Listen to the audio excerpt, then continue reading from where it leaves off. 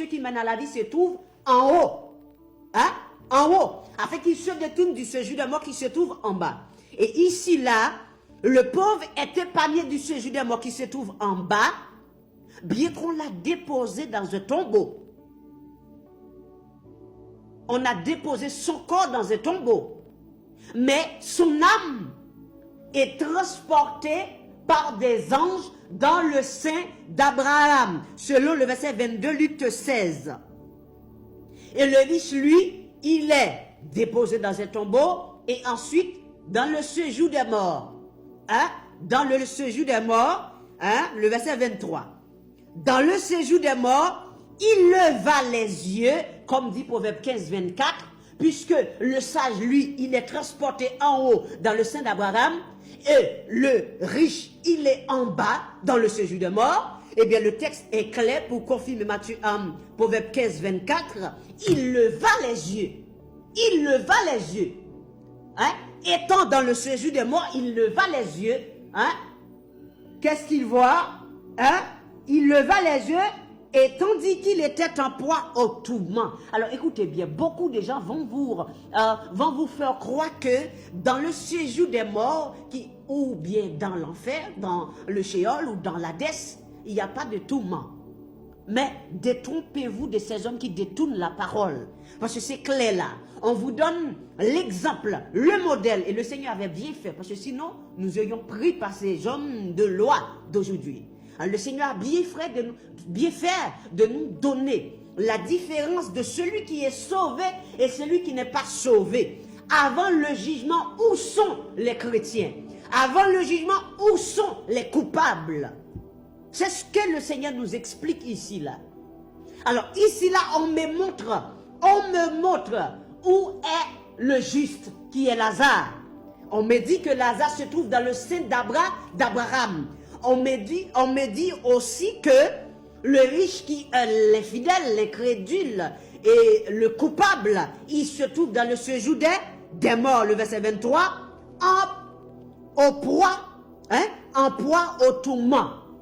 En proie au tourment. C'est la raison pour laquelle on appelle ici le séjour des morts, demeure de mort, lieu de tourment, Sheol, Hadès. Hein? Hadès, lieu de souffrance. C'est comme ça on appelle le séjour des morts. Mais le séjour des morts qui s'appelle par tous ces thèmes est temporaire. Le séjour des morts est temporaire. Je vais vous montrer pourquoi c'est temporaire. Alors, nous allons continuer. Alors, tandis qu'il était en proie au tourment ou dans le séjour des morts, il vit de loin Abraham et Lazare dans son sein. Il vit de loin Abraham, hein? Par contre, combien de distance, hein? Je ne sais pas combien la distance, mais combien est mesurée la distance qui se trouve, hein, d'Abraham. Mais il se trouve un peu loin d'Abraham, du sein d'Abraham. Mais il se trouve en bas, parce qu'il leva les yeux. Et Proverbe 15, 24 nous avait déjà dit que le sage était transporté en haut, afin qu'il se détourne du séjour de la mort qui se trouve en bas. Alors on est clair là, jusqu'à présent, par la parole. Alors notez ce texte pour examiner après. Alors, dans le verset 24, il s'écria. Il s'écria. Alors, on utilise le mot s'écrier, ce verbe, quand quelqu'un se trouve dans une détresse. Comme quand est-ce que Ésaïe prophétisait sur Israël en disant: ô Israël, lorsque tes fils seront comme le sable de la mer, un roi seulement, un tiers seulement sera sauvé. Alors, c'est pourquoi que, ici, là, le riche, l'homme infidèle, s'écria en disant: Père Abraham, hein, Père Abraham, aie pitié de moi et envoie Lazare pour qu'il trempe le bout de son doigt dans l'eau et me rafraîchisse la langue. Hein, et me rafraîchisse la langue, car je souffre lieu de souffrance, ici dans le verset 24. Car je souffre cruellement dans cette flamme. Alors, c'est la parole qui dit, je souffre cruellement dans cette flamme. Où se trouve cet homme? Dans le séjour des morts. Où est-ce qu'il est en train de souffrir? Dans le séjour des morts. Est-ce que le séjour des morts est éternel? Non. Est-il temporaire? Oui, il est temporaire. Et nous allons vous confirmer ça, parce que le séjour des morts, lui, il ira dans la géhenne, tout comme les riches, il ira dans la géhenne après le jugement. Alors, dans le verset 25, pour confirmer le séjour des morts, est un lieu de souffrance, un lieu de souffrance. Le verset 25, il dit, Abraham répondit, mon enfant, souviens-toi que tu as reçu tes biens pendant ta vie et que Lazare a eu les maux pendant la sienne. Maintenant, il est ici consolé. Voilà pourquoi on appelle ce lieu le sein d'Abraham, lieu de protection, lieu de consolation sous l'autel. Et je vais vous donner tous les textes qui prouvent ça. Ah ben, ici, là, vous avez déjà ça. Le sein d'Abraham, le verset 22, Luc 16. Lieu de consolation, le verset 25. Maintenant, il est ici consolé. Et toi, tu souffres. Alors, le riche, il est dans le lieu de la souffrance, le lieu de tourment. Et Lazare, lui, il est dans le lieu de la consolation, dans le sein d'Abraham. Alors, ça qui passait ici dans le verset 26, dans le verset 26, ça nous voit, eh bien, nous voit que il dit, verset 26, d'ailleurs, il y a entre nous et vous un grand abîme. Un grand abîme. Afin que ceux qui voudraient passer d'ici vers vous ou de là vers nous ne puissent le faire. Le riche dit, je te prie donc, Père Abraham, d'envoyer Lazare dans la maison de mon père, car j'ai 5 frères. C'est pour qu'il leur atteste ces choses, afin qu'ils ne viennent pas aussi dans ce lieu de tourment. Alors, le lieu de tourment ici, on l'appelle lieu de tourment. Il est dans le lieu de tourment. Alors, chers téléspectateurs, si vous voulez bien y aller, cela dépend de vous. Comme il dit en anglais, it's up to you. Cela dépend de vous. Parce que c'est vous-même, c'est vous qui allez décider de choisir. Parce que le Seigneur est clair. Il est mort sur la croix. Il nous a donné la vie, la mort. C'est à vous de choisir la vie éternelle ou la mort. Parce que personne ne peut vous forcer à choisir. Parce que vous dites que vous aimez vos vies. Si vous vous aimez vous-même, vous devez choisir le bon chemin, la bonne voie. Mais ici, là, vous avez le choix de choisir le chemin que vous voulez prendre. Dans le verset 29, il dit, Abraham répondit, ils ont Moïse et les prophètes, qu'ils les écoutent. Et il dit, non, Père Abraham, mais si quelqu'un des morts va vers eux, ils se repentiront. Et Abraham lui dit, s'ils n'écoutent pas Moïse et les prophètes, ils ne se laisseront pas persuader quand même quelqu'un des morts qui ressusciterait. Alors comme quand on aurait des messages des morts, pour les gens qui apportent des messages venant des morts, ici Lazare ne pouvait pas revenir à la vie, ne pouvait pas revenir sur terre pour apporter ce message. Mais le Seigneur Jésus-Christ, lui qui était le vivant, il nous a apporté ce message en tant qu'un homme vivant au siècle des siècles.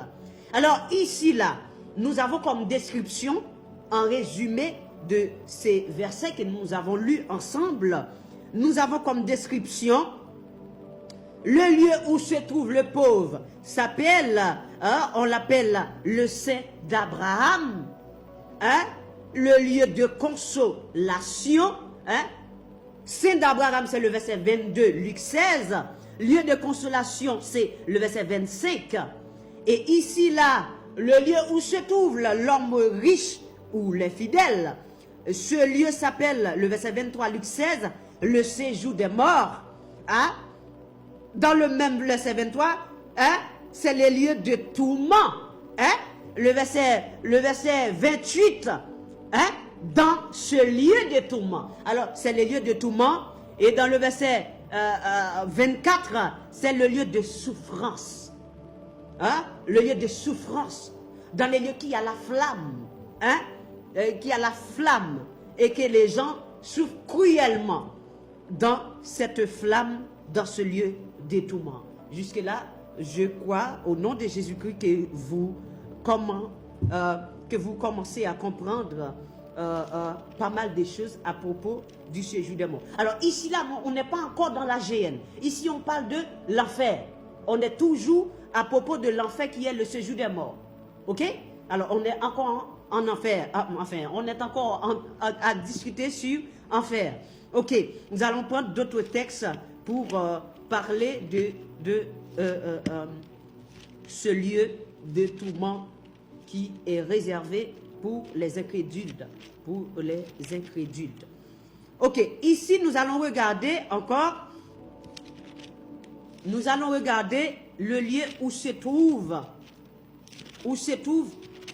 les chrétiens, les gens qui ont la vie éternelle. Les gens qui ont la vie éternelle, on va regarder où se trouvent ces gens. Ces gens, voilà. Alors, Apocalypse 6, le verset 9. Alors, surtout c'est Apocalypse 6, nous allons lire le verset 9. Et après, nous allons retourner dans ce chapitre encore. Apocalypse 6, le verset 9.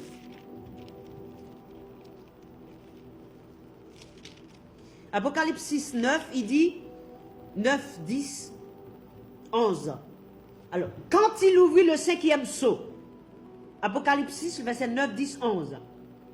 Je vis sous l'autel. Je vous avais dit que ce lieu s'appelle, là où se trouvent les chrétiens, le sein d'Abraham, lieu de protection, lieu de consolation, sous l'autel, lieu de repos. Alors ici, là, nous allons constater deux mots. C'est sous l'autel et lieu de repos. C'est ce que nous allons constater ici, là. Pour le lieu de la protection, nous allons constater ça juste après. Je veux que vous constatiez de vous-même les textes mot par mot selon la parole. Mot par mot, selon la parole. Alors, quand il ouvrit le 5e sceau, je vis sous l'autel les âmes de ceux qui avaient été immolés à cause de la parole de Dieu et à cause du témoignage qu'ils avaient rendu. On n'a pas dit le corps de ceux qui avaient été immolés. On dit les âmes de ceux qui avaient été immolés sous l'autel, ou bien dans le sein d'Abraham, ou bien dans le lieu de la protection, ou bien dans le lieu de repos. Alors je dis cela, c'est surtout pour les gens qui disent qu'ils observent le sabbat. Parce qu'on observe le sabbat quand on sera mort, parce qu'on sera achevé. On aura achevé toutes ses œuvres. Alors pour cela, on sera en repos. Parce qu'il y a un repos de sabbat réservé au peuple de Dieu. Et ce repos, c'est quand nous aurons terminé nos œuvres. Selon Apocalypse 14, le verset 12, 13. C'est après la mort que nous aurons, nous aurons ce repos. Avec nos œuvres et nos travaux avec nous. Mais maintenant, on n'a pas de repos. On doit prêcher l'évangile jour et nuit. Il n'y a pas de repos. Alors ici, là, il se trouve sous l'autel, hein, les âmes de ceux qui avaient été immolés, hein, à cause de la parole de Dieu et à cause du témoignage qu'ils avaient rendu. Le verset 10, ils criaient d'une voix forte en disant, jusqu'à quand, médecin véritable, t'as-tu à juger? Parce qu'il est dans le sein d'Abraham, ils sont sous l'autel en attendant le jugement. Voilà pourquoi, dans la vie courante, quand quelqu'un a commis un délit, une infraction, on l'a enfermé temporairement en attendant le jugement, afin qu'on puisse l'envoyer dans la grande prison. Mais il n'est pas encore jugé. Bien que ce qu'il a commis a déjà certifié que ce serait un homme qui serait enfermé éternellement. Mais il n'est pas encore enfermé éternellement puisqu'on va le juger et on va l'envoyer dans une autre prison je dirais, dans la prison définitive. C'est la raison pour laquelle les apôtres, eux, ils se trouvent sous l'autel en attendant le jugement. Ils ne sont pas encore au paradis. Ils sont dans le sein d'Abraham. Quand je dis au paradis, ça veut dire dans la nouvelle terre, là où Dieu nous a préparés. Et là, ils criaient d'une voix forte. Et ils demandent au Seigneur, jusqu'à quand, médecin véritable, t'as-tu à juger, à tirer vengeance de notre sang sur les habitants de la terre? Une robe blanche fut donnée à chacun d'eux. Et n'oubliez pas que le robe blanche là, hein, sont leurs œuvres. Hein, c'est symbole de pureté. Hein, symbole de pureté. Ici là, bon, je dis ça, mais je vais vous donner ce texte vite fait. C'est Apocalypse 19, le verset 8-9. Apocalypse 19, 8-9, vous pouvez écrire ça vite fait. Hein, quand je dis la robe blanche là, c'est symbole de pureté. Alors, quand ils ont cette robe blanche, ça prouve qu'ils sont justes. Ils attendent à ce que le Seigneur juge les habitants de la terre pour leur sang qu'ils ont versé. Hein? Et ici, là, il leur fut dit de se tenir en repos, lieu de repos. En repos, ils sont en repos. Alors, quelques temps encore, en attendant le jugement, quelques temps encore. Alors là, ils sont en repos, ils ne vont pas continuer. Alors les apôtres ne vont pas ressusciter pour prêcher l'évangile encore. Ils sont en repos, ils sont dans le sabbat là maintenant. Le sabbat de Dieu, le sabbat qui a été réservé pour le peuple de Dieu, selon Hébreux 4, le verset 9. Hein? Là, ils ne vont pas continuer à prêcher l'évangile. Moi, je vais continuer à prêcher l'évangile jusqu'à ce qu'on me coupe la tête. Ou jusqu'à ce que je meure dans la rue, ou peu importe là où le Seigneur a décidé que je meure. Mais ici, là, les apôtres, hein, ils sont sous l'autel en attendant le jugement. Hein, jusqu'à ce que fût complet le nombre de leurs compagnons de service et de leurs frères qui devaient être mis à mort comme eux. Alors, je voulais vous confirmer deux mots. Sous l'autel, lieu de repos. Et ici, nous allons surtout partir maintenant pour confirmer lieu de protection. Hein, lieu de protection. Maintenant, nous allons regarder pour lieu de protection. Là, c'est surtout pour différencier après la mort où se trouvent les chrétiens et où se trouvent les infidèles. C'est ce que nous sommes en train d'étudier dans la parole de Dieu. Alors, pour lieu de protection, ici, nous allons dans Psaume 49. Psaume 49 pour lieu de protection. Psaume 49 pour consulter la parole mot par mot, les textes mot par mot pour voir ce que dit la parole de Dieu et ce qui est écrit. Ok. Psaume 49. Alors, nous lisons à partir de verset 15. Psaume 49 à partir de verset 15. Comme un troupeau, ils sont mis dans le séjour des morts. Qui? Les infidèles, les incrédules. Comme un troupeau, ils sont mis dans le séjour des morts, dans le Sheol, dans l'Hadès, dans les lieux de tourment, dans les lieux de souffrance. Ils sont mis là-dedans, comme un troupeau.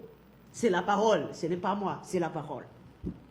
La mort en fait sa pâture, et bientôt les hommes droits les fouleront aux pieds.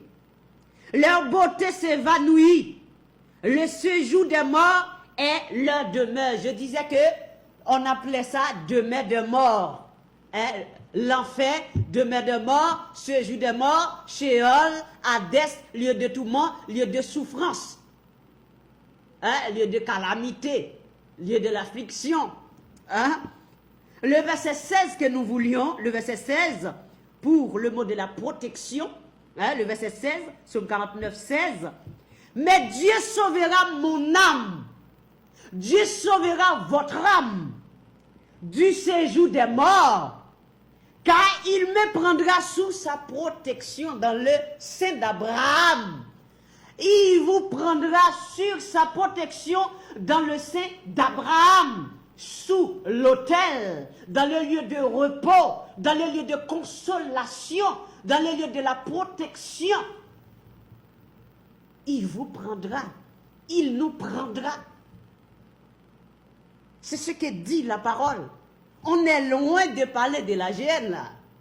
On est en train de parler de là où se trouvent les chrétiens et là où se trouvent les infidèles, les païens qui ne se convertissent pas en Jésus-Christ, le seul sauveur. Le seul sauveur. Alors, ici, là, maintenant, nous avons partagé beaucoup de choses sur le séjour des morts, ou bien l'enfer, hein? Ou bien l'enfer, nous avons partagé beaucoup de choses. Maintenant, nous allons consulter un dernier texte. Un dernier texte, c'est Acte 2. Acte 2, toujours sur le séjour des morts. Acte 2. Acte 2.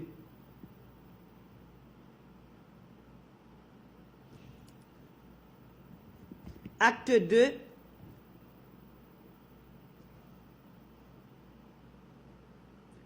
À partir du verset 25. Acte 2 à partir du verset 25.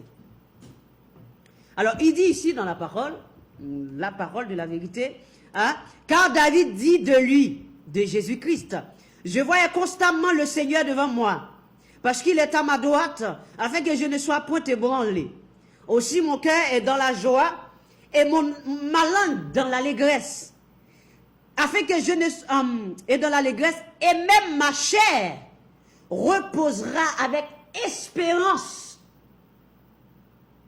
Car tu n'abandonneras pas mon âme dans le séjour des morts, et tu ne permettras pas que ton sein voie la corruption. Tu m'as fait renaître dans les sentiers de la vie. Tu me rempliras de joie par ta présence. Alors ici, David a parlé, il a prophétisé de la mort de Jésus-Christ. Et que Jésus-Christ ne devait pas pourrir. Il ne devait pas voir la corruption. Elle dit pourrir dans le tombeau. Pas du tout. Il ne devait pas pourrir. Sa chair ne verrait pas la corruption. La corruption. Parce qu'il devait être enlevé du tombeau, là où on l'a mis. Et il a prophétisé.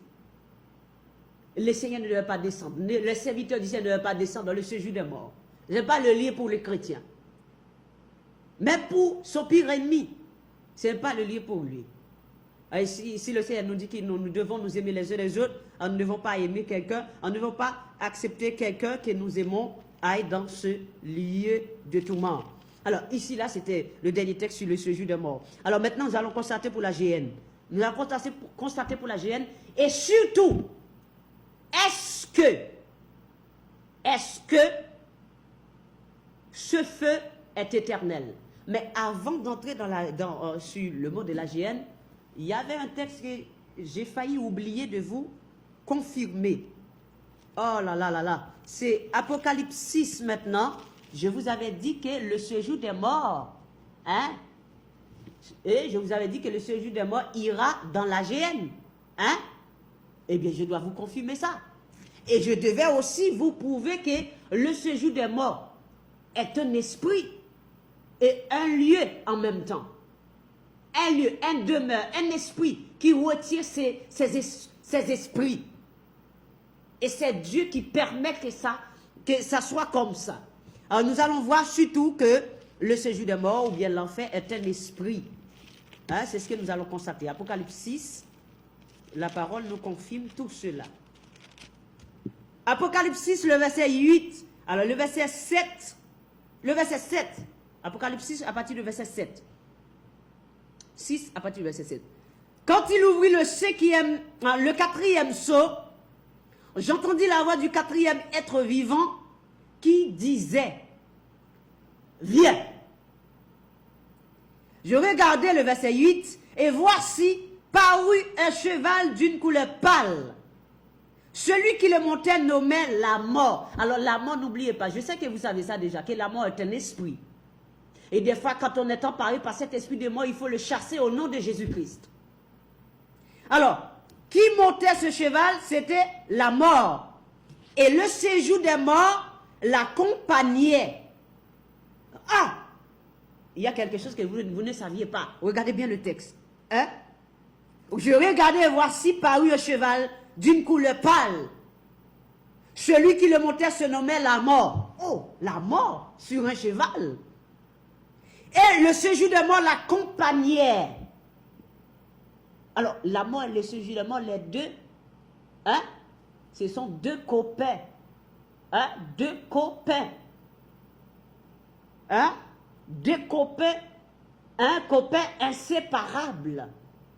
La mort montait le cheval, pâle, et le séjour des morts l'accompagnait. Qui veut dire que le séjour des morts est un esprit, tout comme la mort est un esprit.